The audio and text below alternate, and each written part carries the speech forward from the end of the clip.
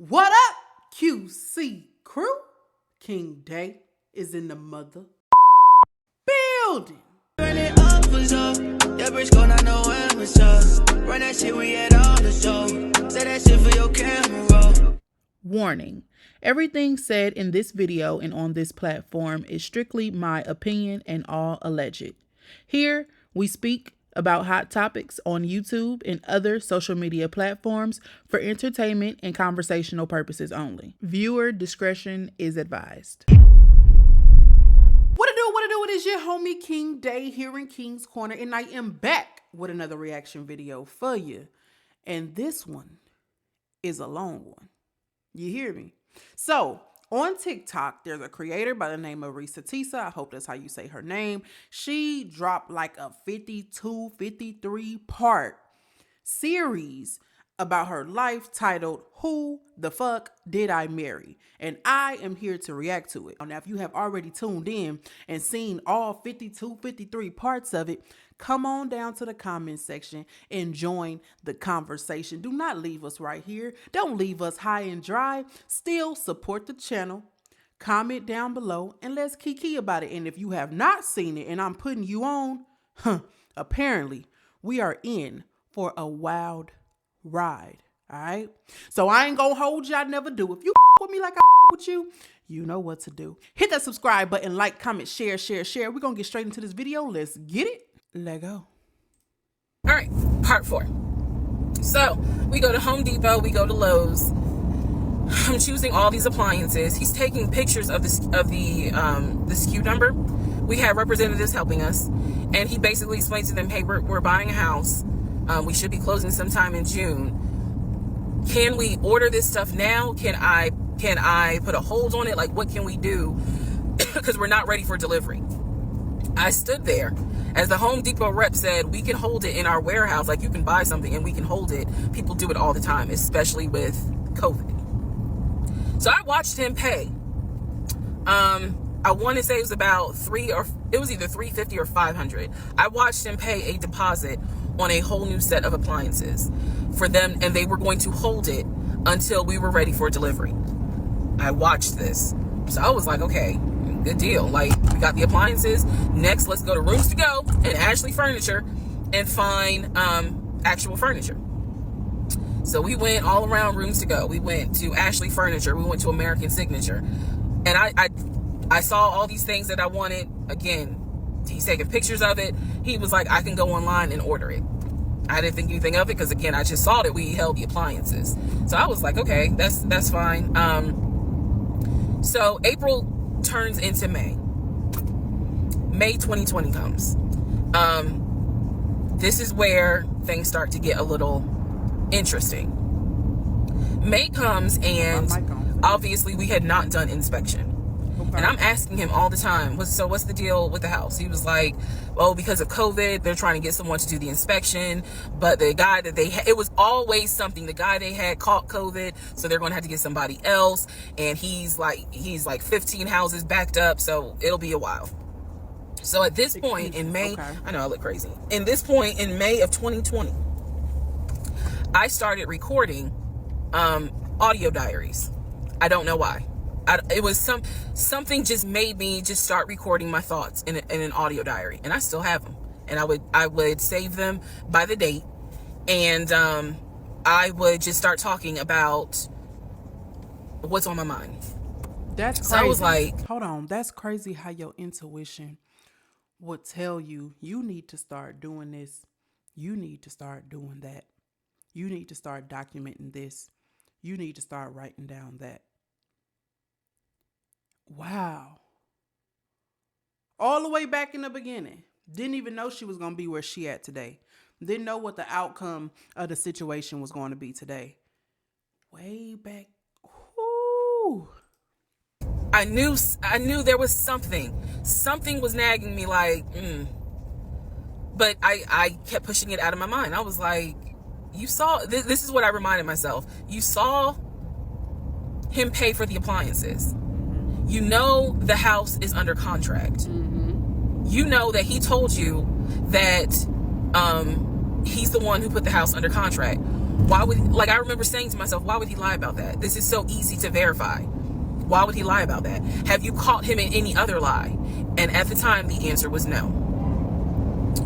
So I really was like, maybe you just aren't used to a guy who actually does what he's supposed to do. Like, I was questioning myself and then answering my own questions. So you get the feeling like, well, damn, am I just not used to nothing? Like, damn, is this the man that's gonna really provide and take care of me the way I needed to be provided for? Like, am I really like questioning this man who I did not have any reason to doubt what he's doing? Why am I even doubting what he's doing?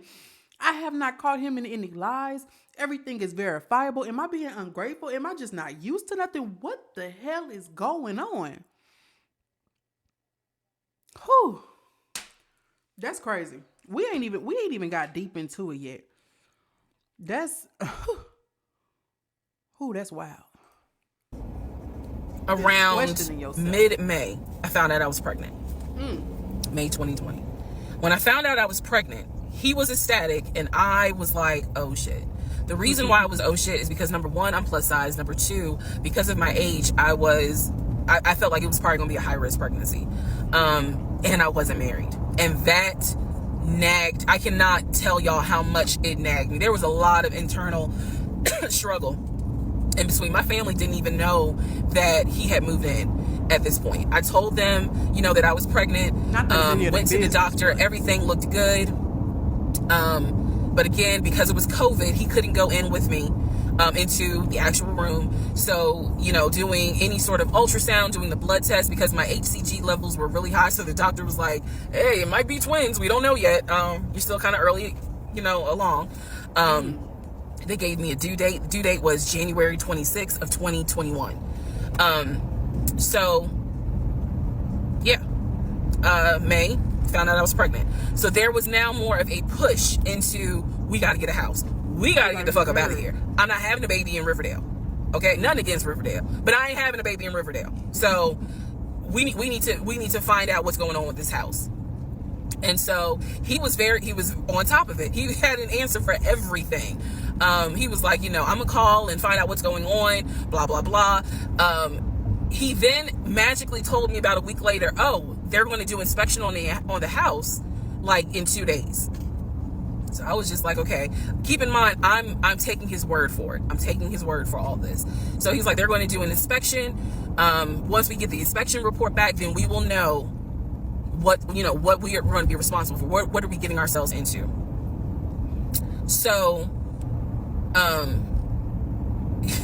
guess they did an inspection. He showed me an inspection report. Only thing that they said that the roof had just recently been replaced, which I remember he was very happy about. And the issues that there were for the house were minor. It was not a bad, because we did have a discussion about it. He was like, it's nothing that we can't handle. Okay. Then he said that we were set to close the end of May. Okay. We were set to close the end of May. He told me it was going to be a virtual closing. You're probably like, what the hell is a virtual closing? Because again, he's saying because of COVID, people are not closing in the office. They're doing a virtual closing where you would need to electronically sign the paperwork. This is what he's telling me. And so he was like, we're set to close like just before Memorial Day. And so for some reason, again, there's still that nagging part. For some reason, I didn't start packing. Anyone that knows me will tell you I hate moving. I've done it enough in my life. I hate moving. But I did not start packing up that house at all. I was just like, I'm pregnant. My body was changing so fast that it was like I can barely keep my eyes open half the day. And so, no, I didn't start packing. And I remember I did record, again, I was recording audio diaries just about every day. When something didn't sit right, I would verbally record it in the audio diary because I was like, I don't know what it is, but there's something. That was the theme of our relationship. I don't know what it is, but I know there's something. And so I remember talking to myself in my little prayer closet, because that's where I would do my recordings.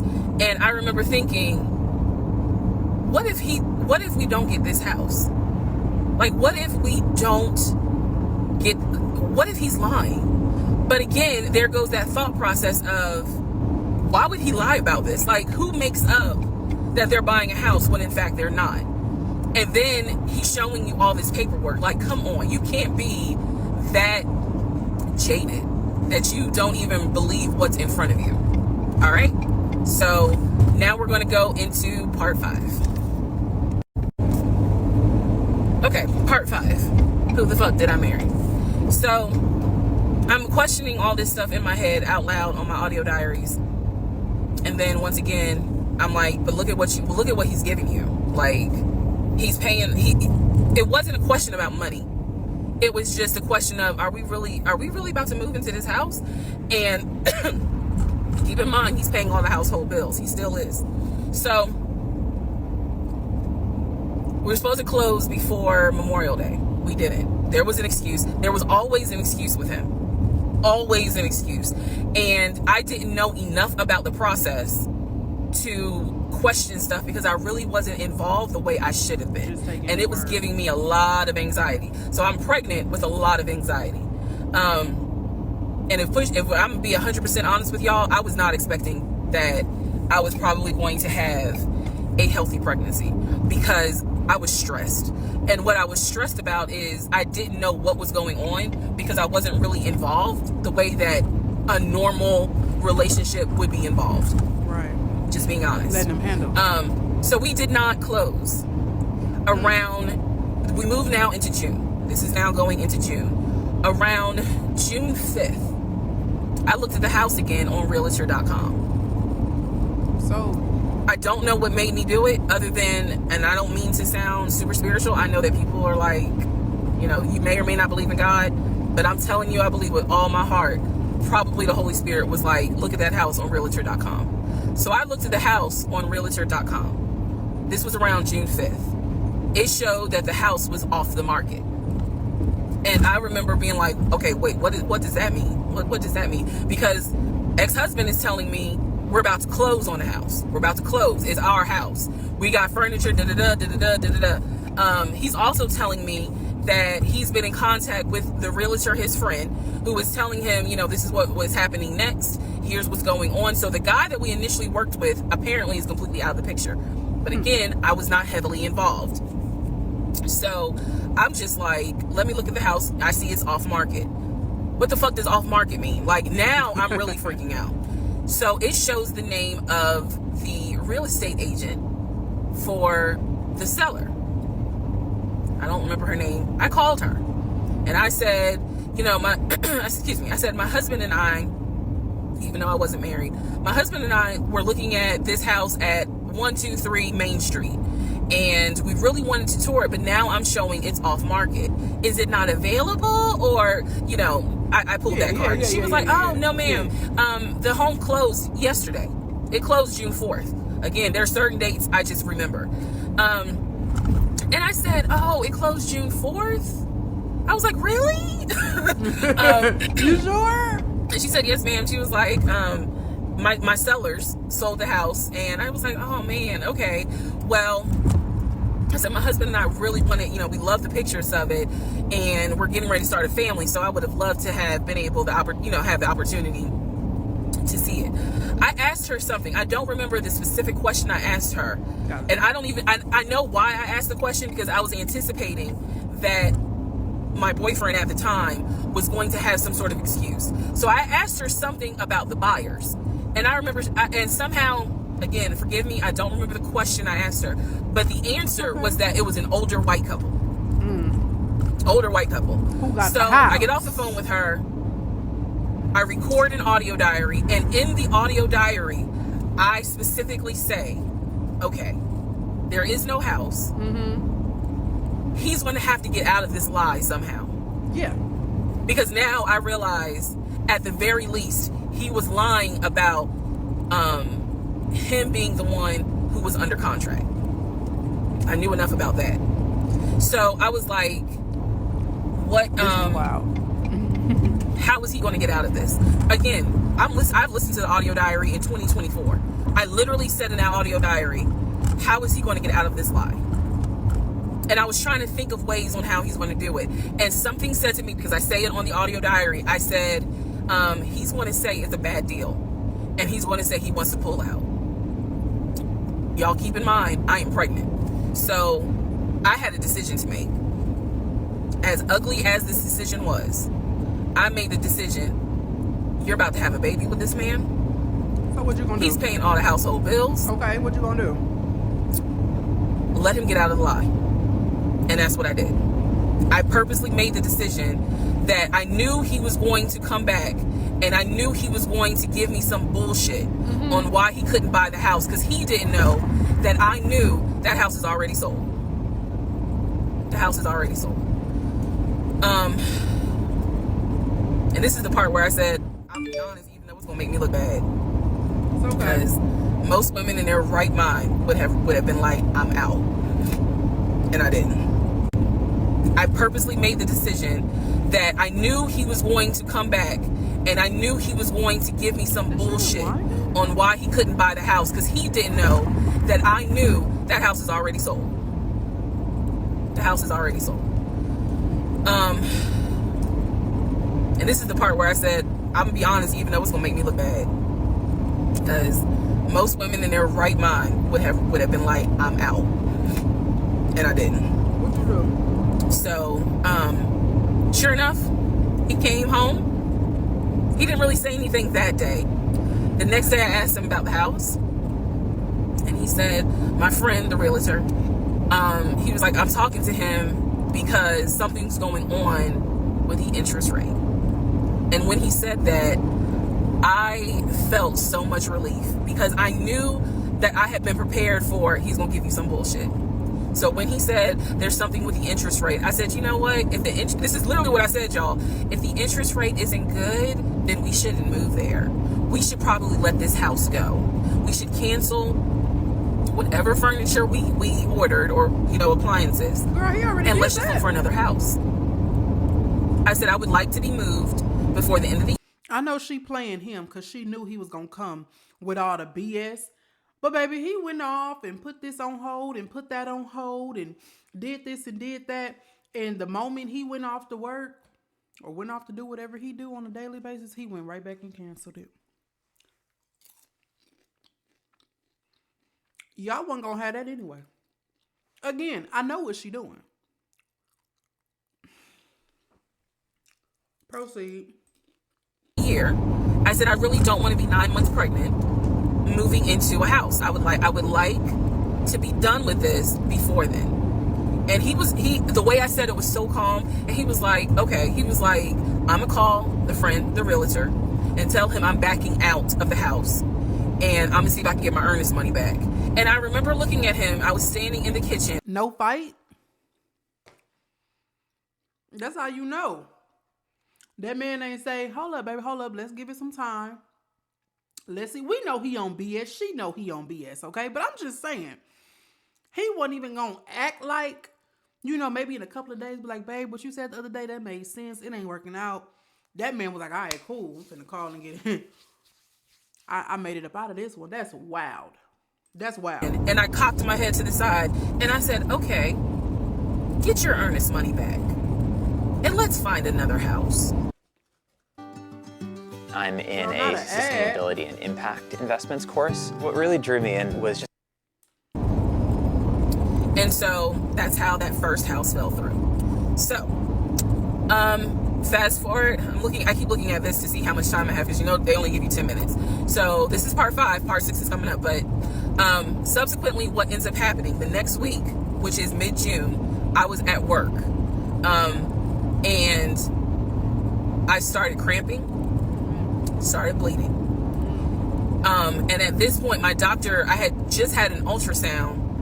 So I went to work, and I'm gonna see if I can get my earnest money back. And I remember looking at him. I was standing in the kitchen, and I cocked my head to the side, and I said, okay, get your earnest money back, and let's find another house. I don't know why this creator keeps reminding. And so that's how that first house fell through. So, fast forward, I keep looking at this to see how much time I have, because they only give you 10 minutes. So this is part 5, part 6 is coming up. But subsequently, what ends up happening the next week, which is mid-June, I was at work, and I started cramping, started bleeding. And at this point, my doctor, I had just had an ultrasound earlier that day. So I went to work because the ultrasound was fine. I went to work and the cramping and the bleeding started, and I started crying because I kind of knew what was going on. And my doctor had called me and told me that when they did the ultrasound, they did not see a heartbeat. So she was like, this pregnancy is not going to be viable. So I'm crying, hysterical, and now we're going to get into part 6. Okay, so this is part 6 of Who the Fuck Did I Marry? So where we left off. So obviously, my doctor had called and told me there was no heartbeat, the pregnancy was not viable at that point, and I was cramping and spotting at work. Went into my best friend's office and immediately started crying. She was like, what's going on? And I said, I told her what the doctor said, and she grabbed her keys, grabbed her purse, and was like, let's go, I'm taking you home. On my way home, I called my boyfriend and told him what the doctor said, and he was like, I'll meet you at home. So he was coming from Duluth, went straight home. And so about 24 or 48 hours later, I had a doctor's appointment, and my doctor gave me 3 options. First option, let everything happen naturally. Your body will expel the fetus on its own. Second option, you can take a pill which will induce expelling the fetus at home. The pill basically will cause you to contract and expel. The third option was to go into the hospital and do a D&C. I did not want to do a D&C because I did not want to be in a hospital with COVID going on. And for whatever reason, I did not do the option of let it happen naturally. So I chose to do the pill. His birthday was June 17th. My ex's birthday was June 17th. So the decision was made, we're going to celebrate his birthday that day, go out to eat. And then that night I would take the pill because we both were off from work the next 2 or 3 days. So went out to eat to try to celebrate as best we could, and then took the pill that night. That night was the most traumatic, excruciating pain I've ever put my body through. I do not recommend any woman, prayerfully you don't have to go through that, but I don't recommend taking that pill. If you don't have to, don't do it. I spent the whole night in the bathroom just crying in so much pain. They gave me a narcotic. I couldn't take it because I found out I was allergic to it, so it was causing me to like projectile vomiting. It was a mess. So and he was right there. You know, he was scared that he needed to take me to the ER. But in the morning, the pain kind of subsided. So about 72 hours later, I had another doctor's appointment where the purpose of this appointment was to do an ultrasound to see if everything had passed.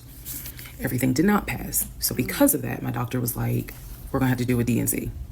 My D&C was scheduled for the first week of July. My boyfriend, my ex, was going to take me. That was always the plan. Okay. 2 days before my procedure, he comes home and tells me that he is up for promotion. He's up to be promoted to VP. Okay. Because of this, the president of the company, is coming in, and it was going to be this huge business meeting he had to go to. Okay. The business meeting was scheduled for the day of my surgery. Okay. And so I'm throwing a fit because I was like, you there's no way you can do that meeting. Like, I need you to take me to the hospital and all this other stuff. And so he offered to have his sister take me to the hospital. Apparently his sister lived in Douglasville. I was like, no, because I've never met her. Like, I'm not having a stranger take me to the hospital. No, this is a private situation. I don't want to do that, blah, blah, blah. So my aunt had offered to take me. And then my friend who took me home from work had offered to take me. So at that point, he done pissed me off. We get into an argument because he's like, my sister is, you about your family. So why can't she step in? And I was like, no, because I don't know her. Period. I don't know her. So my friend offers to take me to the hospital because I was all distressed that he's saying he has a business meeting and he can't take me. So I remember being on I-75 on the connector on the phone with her crying because I was so embarrassed that he wasn't going to be the one to take me and that I was needing to rely on someone else to take me to the hospital in order to get a D&C done. And she was really great. She was like, girl, this is why you have a village. Like, it's okay. Things happen. The world is crazy right now. I will take you. You're going to be okay. So he did not take me to the hospital. How many of y'all got a friend like that? You be going off. You throwing a fit. You going off on your friend like, girl, it's okay. Life goes on. It's okay. It's fine. I got you. Woo woo. Baby, sometimes I got friends like that, but sometimes I be needing a little rider like, yeah. That shit fucked up, friend. I don't need nobody positive all the time. No, we do. We need somebody positive all the time. Okay, that's toxic to want somebody to put up with your BS instead of helping you in the situation and calming you down. I take that back. If y'all got friends like that, keep them. If y'all got other friends, skedazzle. For my D&C. My friend did. She could not stay because of COVID protocol. So when they wheeled me into pre-op after I got checked in, I texted him and was just letting him know, hey, here's the update. I'm about to, I'm in pre-op. They're going to get me prepared to go back to the surgical ward or whatever. And the response I got was from his new executive assistant named David. Now, when he told me he was up for the promotion, he did tell me that part of getting this new job would be that he would get an executive assistant named David. And he did tell me, I'm going to make sure that I inform David, if you get a text from this number, meaning from me, pull me out of the meeting because, my fiance's having a procedure done and I'm picking her up. So it's important that you come get me if it's something serious. So I text him. David responds. He said, yeah, Mr. Blah Blah told me that you are having a procedure done. If you need me to get him, I can go get him. He's in a meeting. Just let me know what you need. And I just said, no, don't bother him. I'm just giving an update that they're about to take me back. And David responds and says, I'm so sorry you're going through this. Please let me know if there's anything I can do. So I have the procedure. I wake up and I am now in recovery. I should be in recovery 45 minutes up to an hour and a half. I wake up, first thing I ask, and I remember asking, is where is so-and-so? The nurse who was so sweet, she was like, everything went well. You're doing great. She said, we spoke to your fiance. He's on his way. So I said, okay, I kind of dozed back out, but I could still hear everything that was going on. I just could not keep my eyes open to save my life. So I hear her talk to the other nurse. And that's when she said, Dr. So-and-so called her fiance and his executive assistant picked up.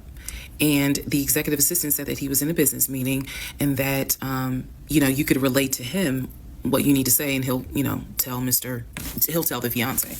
And my doctor was like, hell no, HIPAA, right. I need to speak to him.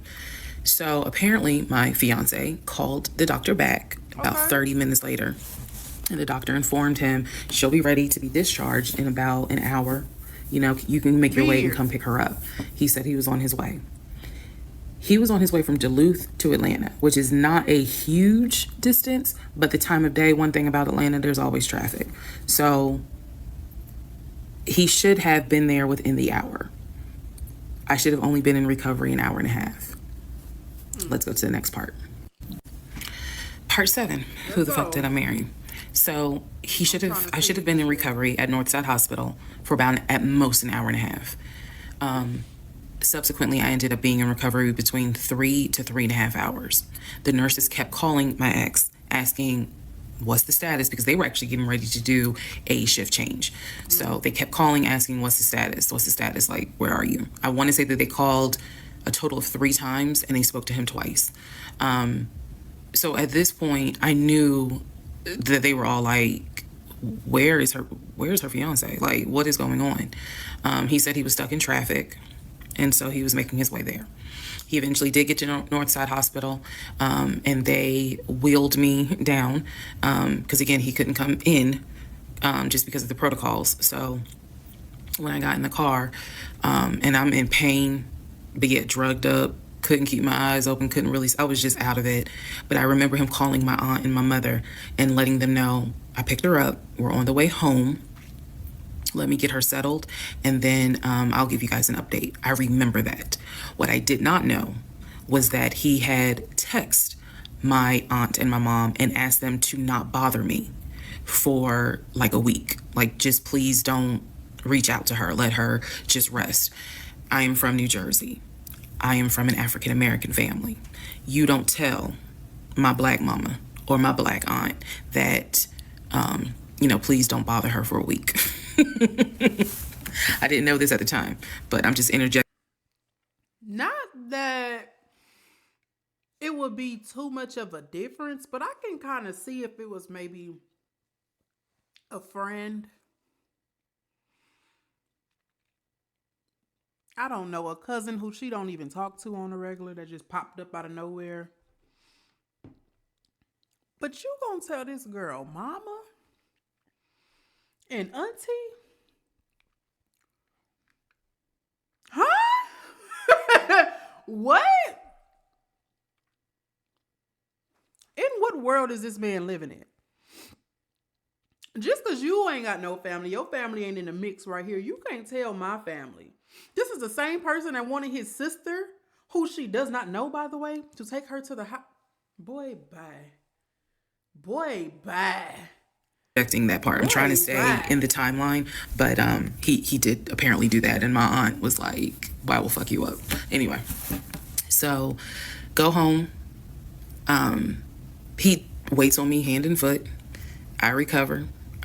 Just needed about 24 to 48 hours to just get my mind right. During this time, in between when the house in Douglasville fell through, we had not talked about a house. So I guess it was about a week later, after the DNC, he decides that, do you want to start looking for a house again? Excuse me, I have hiccups, y'all. Do you want to start looking for a house again? Because of what happened with the house in Douglasville, I felt like I was smarter this time to say, I want to be involved in every aspect, because I don't know what the fuck happened with that house in Douglasville. But what I do know is that he lied to me. I didn't think, I didn't know then what I know now. I just knew he lied about I knew he lied about being under contract. So I told him, I said, I don't want to work with your friend who I've never met, never talked to. I know that he has talked to him because he's talked to him in front of me.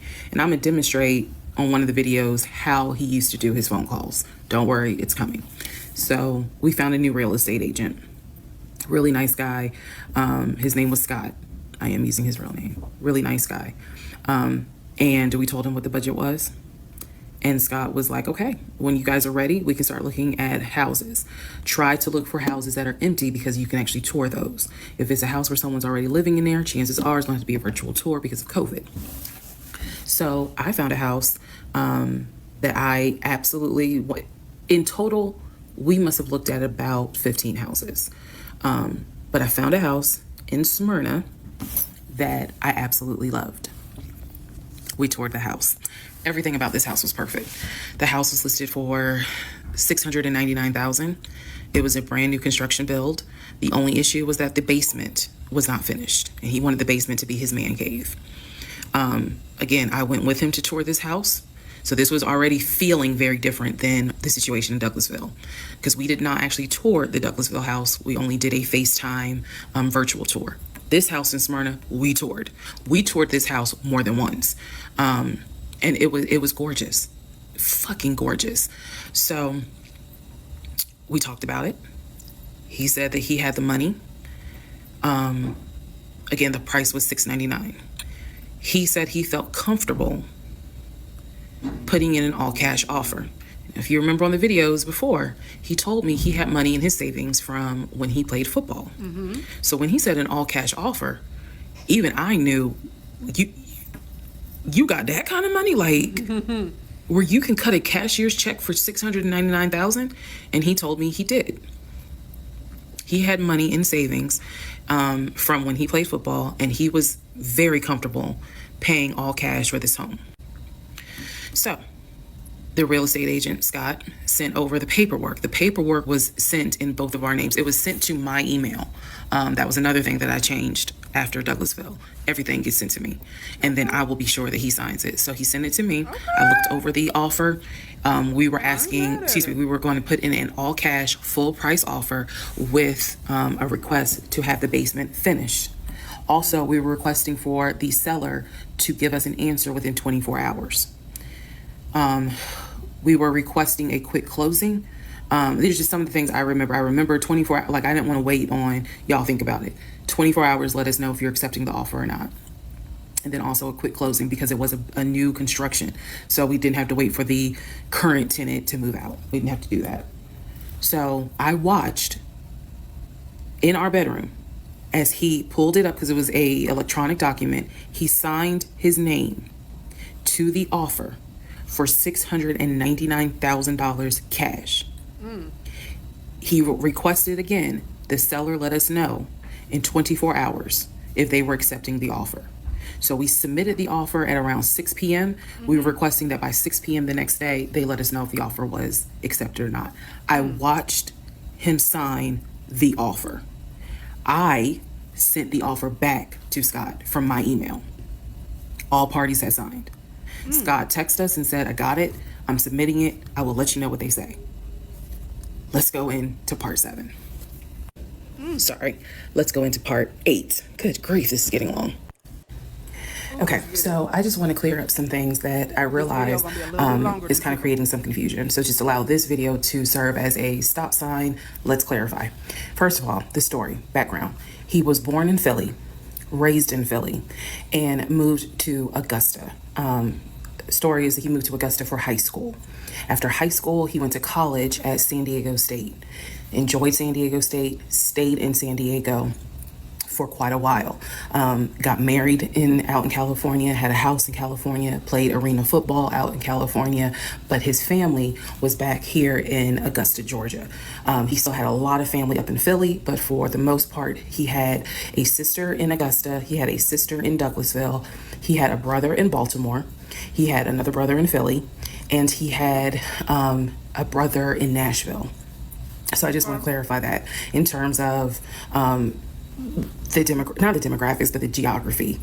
Born in Philly, came to Augusta for high school, went to San Diego State for college, played football, stayed at San Diego, got married out there, but still had quite a bit of family here in here in Georgia. He also had a sister, I think I said, who lived in Douglasville. I have physically met his aunt who lived in Augusta. I've met his brother who lives in Augusta. I have spoken on FaceTime with a brother who lives in Baltimore. And then I will demonstrate how he used to talk to the brother that lives in Philly.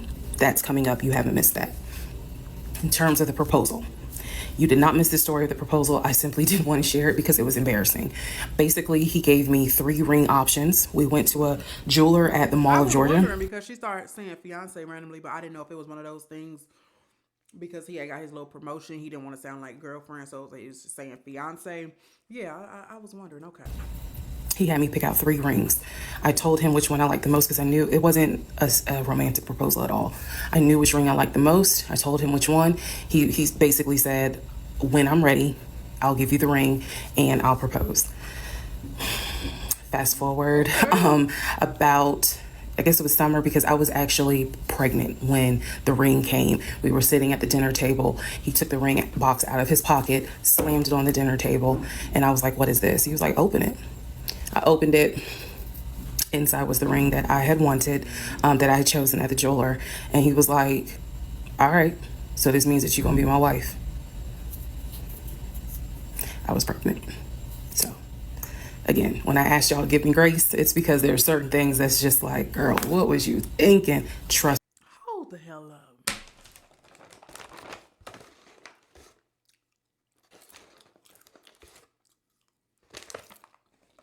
Hold the hell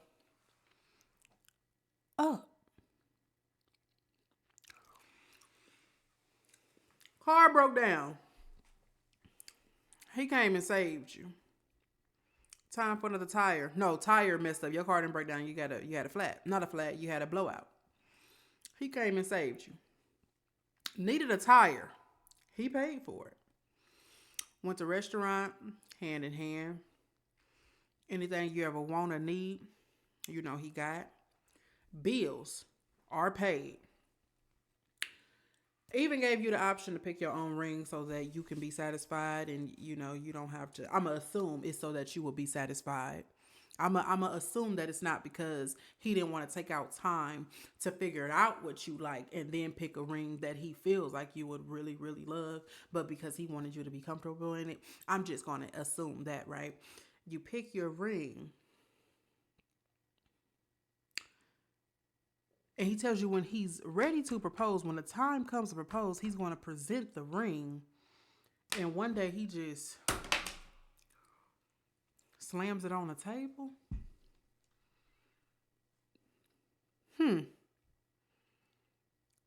But because of your background, what you believe in, your morals, you're pregnant and you feel like you're going to accept it.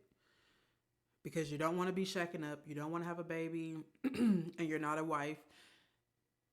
You don't want to, have a house and you're not a wife. You've already kind of overstepped. You kind of already slid to the side some of your beliefs and made an excuse and made exceptions for this man. And so now, however he presented to you, however he hands it to you, you feel like you're obligated to take it like that. Trust me, there's no excuse. So there was never a, will you marry me? It was more of a, we're living together, we're having a baby together, we need to get married, because the backstory also was that his dad was a retired police officer, but at one point his father was a pastor. So he could quote the Bible like nobody's business, as we all know, so can Lucifer. But anyway, he could quote the Bible like no one's business. And so that's how we ended up engaged. And I was wearing the ring. I will find a picture and I will try to post it. But I was wearing the ring. Don't worry, there's more to that story as well. So just wanted to clarify some things for the people who were like, wasn't it weird that he had a sister who lived close, but he's from Philly? So I just wanted to definitely bring clarity to what he told me was the backstory. Born in Philly, came to Augusta for high school, went to California for college, played football at San Diego State, played football and arena football, worked at Apple, and then joined the condiment company in California, who then transferred him back to Georgia. He was married in California, and he told me he got divorced in California. That is important as well. That will come up again later. And so the ex-wife, at this point in time, at the time that I'm telling you, part 7, which is the last video I just posted, the ex-wife lived in California with her 2 kids, his 2 stepkids. The 2 stepkids were 17 and 20 or 21, but they were that age group. And he was saying that he was very close with them, so he wanted to keep a tight relationship with them. And he talked to them, if not every day, every other day. When I say, when I say this, I need y'all to understand. When I say that he talked to someone, it means that he was on the phone in front of me talking to the person. I hope that, because I will touch back on this. He was on the phone in front of me talking to the person. So he talked to his siblings every day. He talked to his aunt almost every day. He talked to his family the way I talk to my family almost every day. And again, I will demonstrate how he used to do the phone calls. I will also demonstrate how he used to do the work phone calls, because he called me every single day from work. And he would talk to people while he was on the phone with me. And I could hear people in the background. But that's a whole nother part. So again, buckle your seats. I promise I'm reading your comments, I'm reading your questions, but I wanted to bring this video just to clarify some stuff. Hopefully this helps. And honestly, I know people are fascinated by this, but more than anything, I hope that there's a woman watching this and she's saying to herself, okay, it's time for me to ask some questions. That's my hope. All right, part 8 of Who the Fuck Did I Marry? All right.